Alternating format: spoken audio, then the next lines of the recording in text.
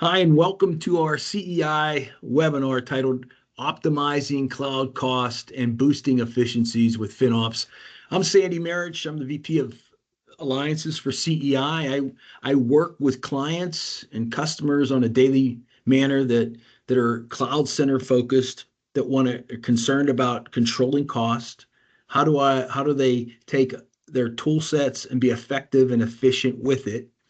This session will discuss strategies that you can implement today to maximize your current cloud investments in an efficient manner. We'll also discuss a little bit about FinOps and how FinOps can help you in the area of your cloud. I'd like to introduce to you Rob Creeley. Rob is our CEI's fearless leader in the area of infrastructure and security. He has over 20 years experience in this area and had a past budget of over $10 million, and he's certified in FinOps. So we get the trifecta of certifications, history, experience, and of course, he's had a budget that he had to maintain and comply to within his company. Rob, great seeing you again. How you doing? I am doing fantastic. I love saving a buck. That's one of my favorite things to do. There you go. There you go. All right, so let's start in a little review of the agenda. So you can see the pretty pictures of Rob and myself. We're going to talk a little bit about the main sources of cloud expenses that we see happening today, and also a discussion around FinOps framework. We'll talk about cloud cost monitoring and reporting, strategies around resource allocation that you could possibly utilize. We'll also talk about automation tools for single cloud providers or multi-cloud providers. We can talk a little bit about that. And then we'll have a summary to review some of these things, and then what I call an offering around cloud cost challenger session. You'll also see in the top left-hand corner a Q&A button. When we're finished, if you guys could submit some of these questions that you have, your company has, please submit them at the end of our session. All right, Rob, we're ready to go here. So first question from an overall perspective is, what are the key critical cost challenges that you see out there?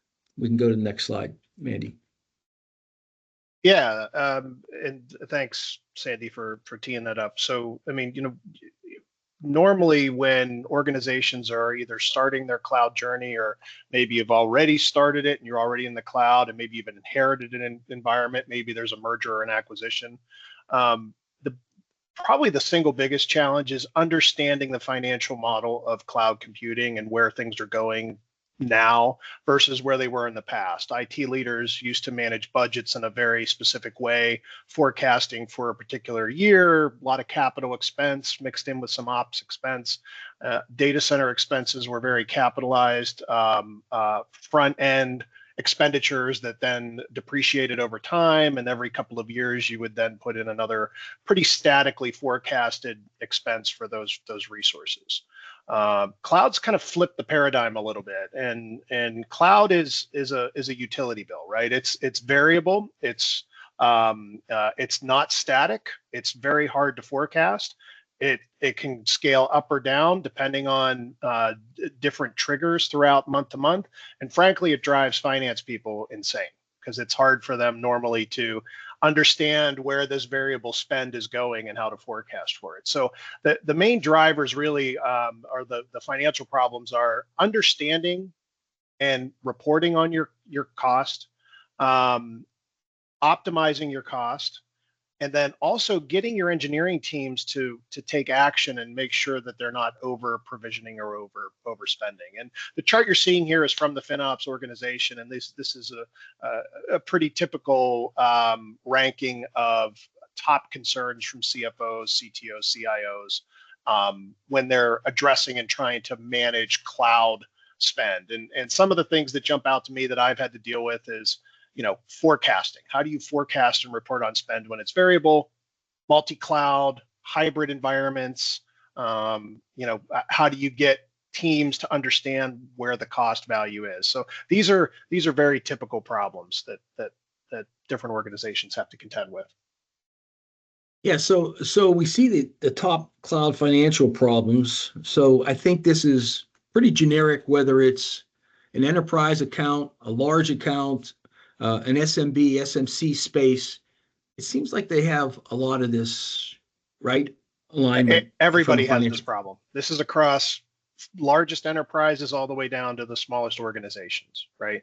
These are all similar challenges that every organization has, and different organizations have different levels of maturity in different areas. Every organization is set up a little differently, have different types of departments and focus areas. But some organizations may have more issue in one area than another, whereas Right. another organization may have, maybe I have an issue with actually forecasting and understanding what my spend is, because maybe we're growing like gangbusters and it's variable.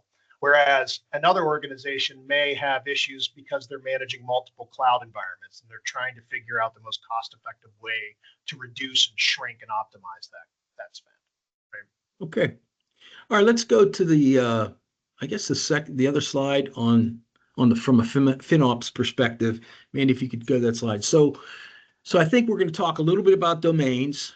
We'll talk about the personas in this environment, a description, of course, of FinOps, and some principles we'll conclude with. But I think one thing you always talked about was about the emphasis on visibility and accountability. So if you could have like a little bit of feedback in that area, Rob, just on the whole FinOps side. Yeah, I mean, so what FinOps is, it's a relatively new term. FinOps is basically an evolving discipline that's kind of cropped up in recent years that marries the concepts of financial and fiscal responsibility within an organization with engineering and product teams within an organization to visualize and understand the value of what they are spending in cloud computing, right? So it's the idea of saying, do we see and can we allocate every dollar that we're spending in the cloud, and can we tie it back to some business value, right? It's not just about reducing costs, but that's a big part of it. But it's also about making sure that we're right-sized, making sure that the organization understands where every dollar is going, and then they're able to tie it back and make educated, data-driven decisions that impact what they're spending and where it's going. So the big things with FinOps, it's all about visibility, accountability, and optimization. There are a number of domains, and at the bottom there, you can see them in green.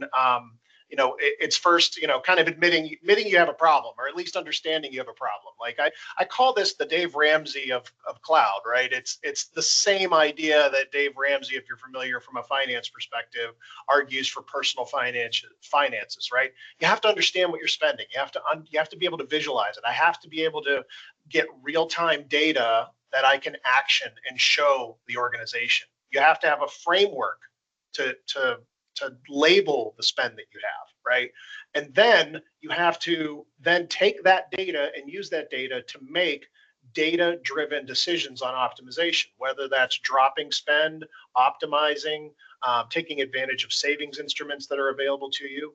And then you continually improve. It becomes a cycle, and then you just increase your maturity in those areas. So that's really what FinOps is, right? It's understanding what you're spending, optimizing it, and allowing the business to continually understand and make data-driven decisions to reduce that spend over time. Right? So tell me a little about the personas, right? Because this is really knocking down the pillars to be able to communicate the cloud cost and benefits, right? So that you can show this closed loop feedback and benefits. So can you talk a little bit about the personas that you see maybe in your enterprise in the past? Do you think are valuable, and maybe you could have a little comments on that?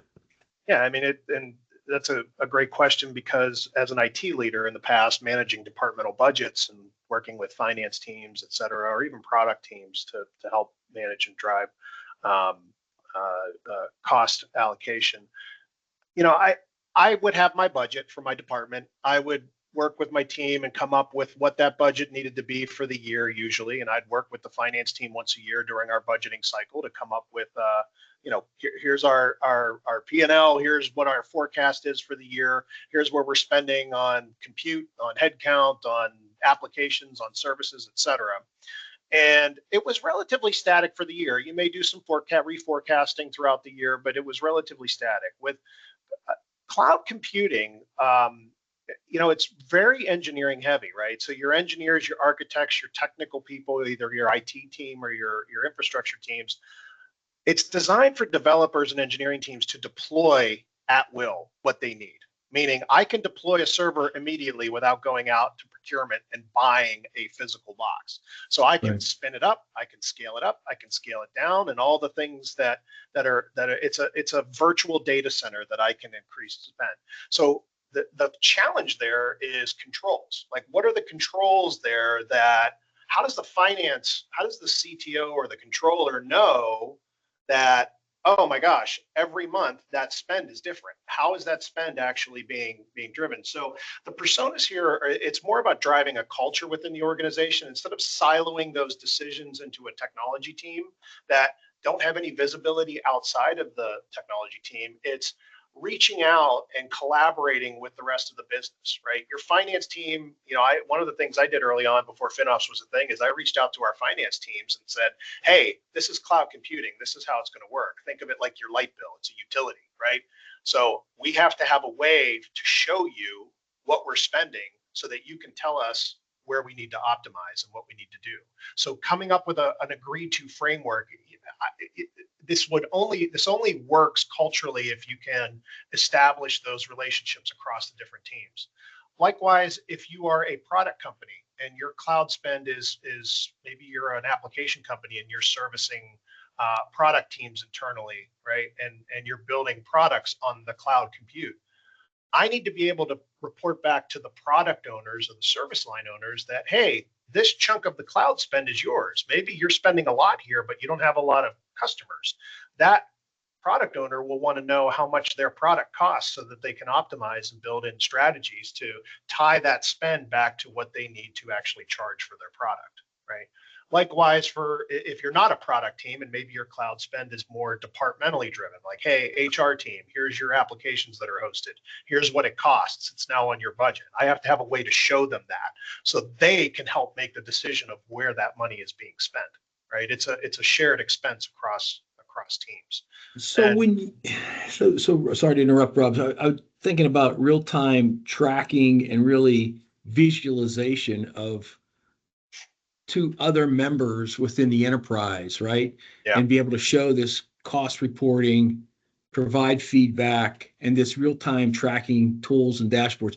Can you make any comments about, some of these tool sets that are out there that maybe can help communicate these costs and from a cloud perspective? Absolutely. And FinOps as a framework is there to kind of help give you a plan and a roadmap to accomplish a number of these things and get from a maturity model of crawl, walk, run, and reporting being one of the main, and visibility and allocation being one of the main beginning tenets. Is you have to have an understanding of what you're spending. And the first area for me that I always go to is the cloud providers themselves. It doesn't matter if you're in GCP, Google, AWS, Azure, all the cloud providers have a visibility mechanism from a billing perspective. You can go into the dashboard and you can see charts and diagrams and run reports for all kinds of things that you're spending. You can get, there's an infinite amount of data that's being logged and collected to visualize. But there is some work that you would need to do to set up your budgets and your data labels so that it makes sense for your organization, right? So utilizing those tools that are free from just using the cloud providers is crucial. The complexity comes in when you have a hybrid environment or you have multiple cloud environments. In that case, it becomes a little bit more challenging. And in my case, I managed a hybrid environment. We were migrating from one cloud provider to the other, in this case, AWS to Azure. But we had, during that time, footprints in both areas. So I still had to visualize and report in both areas in aggregate as a total. So there are tools out there, third-party tools that their sole purpose is aggregating that data and providing a very Tableau or very front-end user analytics visualization that's very easy to digest for non-technical people about, so that they can make decisions. And those are usually real-time or near-time data inputs, and it's very important to make sure those are updated continually. So there, you may have heard of, there's a bunch of tools out there. Flexera has one, Cloud Checker is one, Cloud Health. There's a couple dozen that are on the market that are high, but yeah, there are third-party tools to help with some of these things, and they're cropping up all the time. And I forgot to ask, as you went from this transition, we talk about ROI to be able to be effective and efficient, right, with these cloud resources. Can you give any stats and facts on your past of showing this ROI and what that was?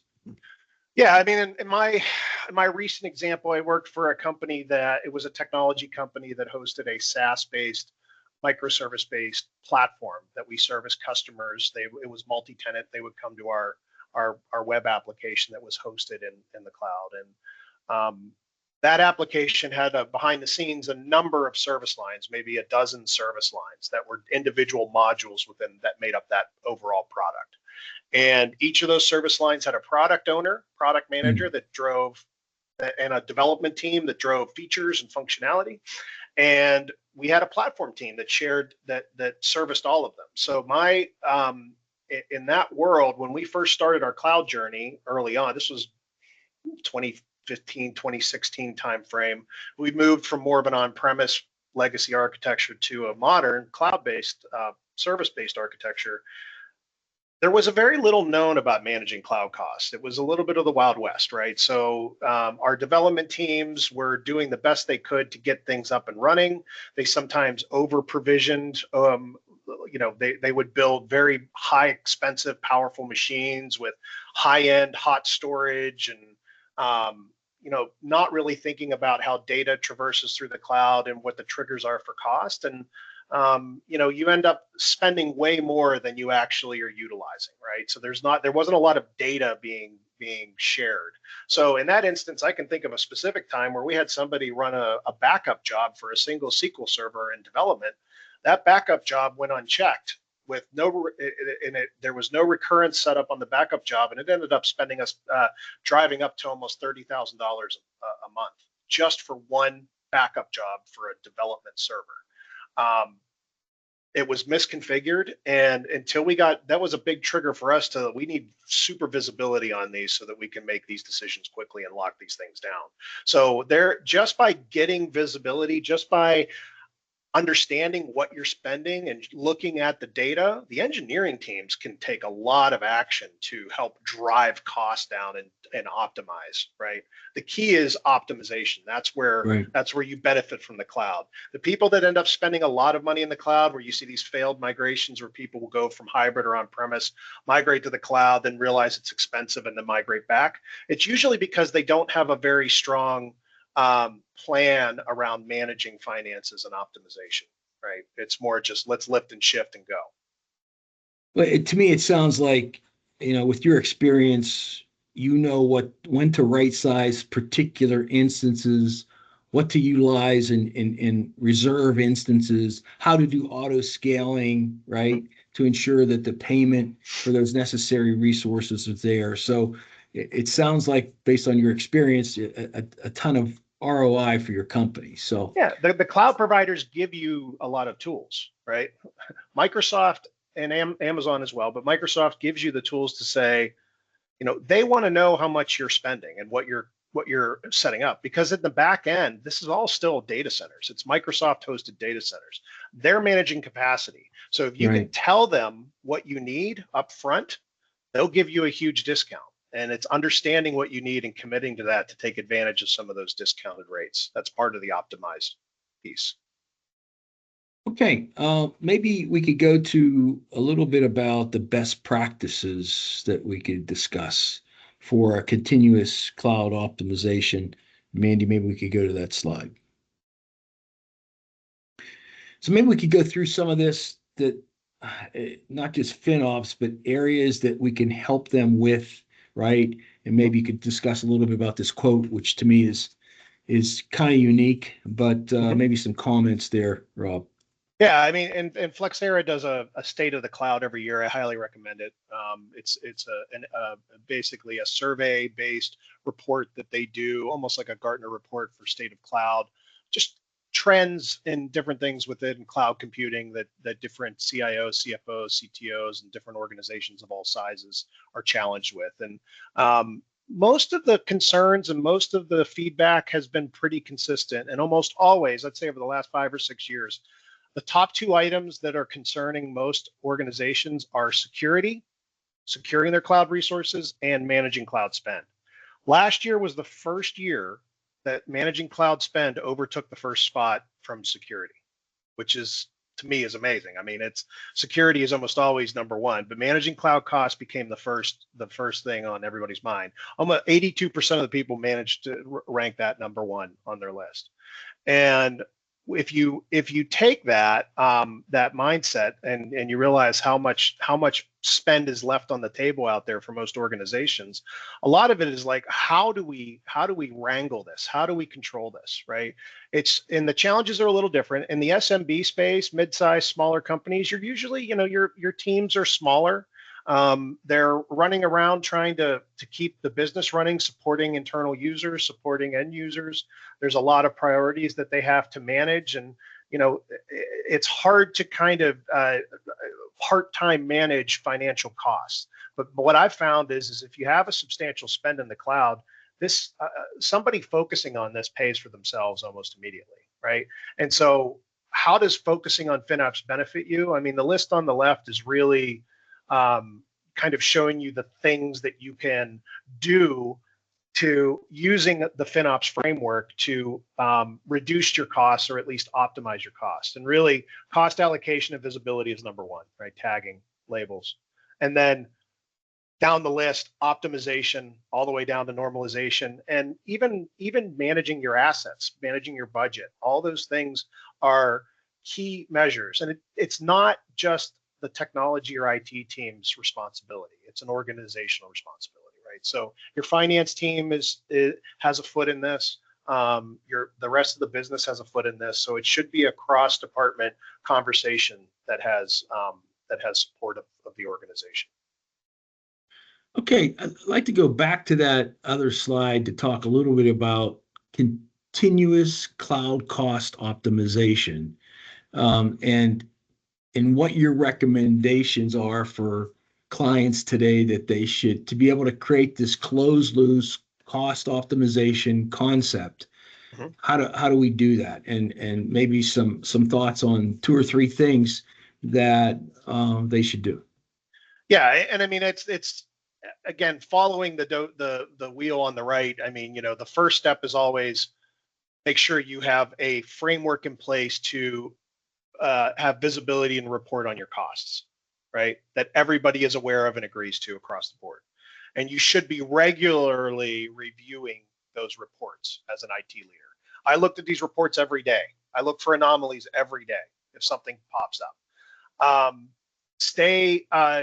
Collaborate with your different departments and different teams outside of technology teams, like the finance team.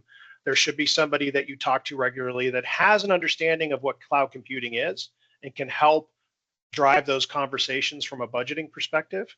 And also make sure you're ingraining yourself within the organization for application and product owners who are also driving some of this cost so that they can make right decisions. So the reports have to be timely, they have to be accessible. So there has to be easy to digest understanding of where cost is being spent. And the idea is everyone has ownership. Some companies have a centralized team that does FinOps. Sometimes it's more of a part-time job for some people. But regardless of the size of the organization, somebody should be tasked with and accountable for managing cloud spend. That should be somebody's accountable role to a degree. And a lot of it for continuous optimization, it boils down to, on the engineering side, automation. And that's more of a run level of maturity. But in the cloud, we're starting to merge IT infrastructure and operations and development, right? Everyone knows what DevOps kind of is, right? So we automate everything, and I put governance in place. So everything I deploy from an infrastructure standpoint, my teams are deploying with code, so that there is control over what is going on. There are reviews that are going on. There are gates and checks. There are pull requests, very similar to how we release software and code. Similar thing for infrastructure, so that you have visibility during the deployments of what's going on, and you block manual action on some of these things, so you can't have somebody go rogue and just stand up a very expensive piece of or server or storage or what have you. You're controlling it from a governance perspective. So there's a laundry list of items that you can have that based off of the maturity of your organization that you can build to help control some of these things. Okay, Rob, we're coming near the end here, and I just, a little summary for our audience is that I think you could see, we discussed a little bit about cost challenges. We discussed a little bit about top financial issues, the use of the FinOps framework, about cost monitoring, how do we optimize that, and a little bit around best practices. So I think you could see Rob and his team can provide insight and focus and really help you guys in this particular area of optimizing cloud costs. So Rob, great opportunity and great team you guys have. Maybe we go to the front about what our offer is. So we have an offer for everybody out there. It's basically what we call Controlling Cloud Cost Challenger Session. There's no commitment to meeting to discuss your cost challenges. It's basically to review your current environment and provide a journey map that Rob can provide and his team can provide to you all, so that you can have a vision that you can be able to put into action. So we'd like to just thank you, Rob and I. You can see my contact information here. You can call me, text me, email me if you're interested in this 1-hour Cloud Cost Challenger session. We hope you enjoyed the webinar and also the Q&A session up top. I don't know if there's any questions we have up there. We do have a few questions. Okay, so let's address the Q&A here. Hold on a second. Okay. So, I'm looking at them right now, so I can't. So Josh has asked a great question, and this is one of my favorite questions, and something I tackled a while back. Like I said, I work for a software company. So yes, there are things you can capitalize with cloud computing, and that's something that you would want to coordinate with your finance team on when you're doing budgeting. In my instance, we were a software development company, so you have the ability, if you're developing like a software as a service, or developing code or developing software, some of the development phase of coding can be capitalized. Some of that spend can be capitalized. It's all how it's reported. There are some implementation costs that can be capitalized there. There's some internal use software development that happens that can be capitalized. And the biggest thing from a cloud perspective that I've seen being able to be capitalized is prepaid commitments. And what I mean by prepaid commitments is the cloud providers, we touched on this briefly, have options of providing reservation compute up front. So for instance, if hey, I'm deploying a SQL VM and it's going to be required, I'm at least going to have it for a year. I know it's not going to get any smaller and it's not going to go away. I can commit to that VM for the year with Microsoft. And Microsoft will say, if you can commit to running that size instance and you're letting us know and you're going to commit to running it for a year, we'll give it to you at a reduced cost, like whether it's 20, 30, 40%, right? Whatever it ends up being. Those reserved instances could theoretically be capitalized as well if you have the ability to report on them properly with your finance team. So I've seen that done like subscription fees for some third party type things, that marketplace items within the providers you can capitalize. I think support fees, if you're paying, like Microsoft has a monthly support fee. So yes, there are some things you can capitalize, and I would suggest having conversations with the finance team and walking through some of these fees and getting an understanding of what is and what isn't. So that's why I say it's very important to be partners with somebody in the finance department who understands all the laws and what's the accepted accounting practices or principles that they can follow, right? And you can apply some of those. All right, good question about the slides now. I think, yeah, we usually provide slides when we do these webinar podcast discussions. So Mandy and myself will be sending these out to you. And okay. just as an aside too, some of the graphics that you did see, they are from the FinOps framework or foundation. There is a foundation that recently was stood up that basically provides a lot of these concepts in more of a packaged framework, even though a lot of people were doing a lot of these things already up until this time. A group of people got together and created this framework within the industry. And so some of these graphics and some of these metrics are from that framework. So if you went to the finops.org website, you could also get some more detailed information on some of these things. All right, Rob, Mandy, we appreciate all our audience for interactions, the questions. We'd love to work with you guys one-on-one and schedule this 1 hour cloud cost challenger session. Rob, thank you again. Mandy, thank you. I hope you all have a great day. Thank you, everybody.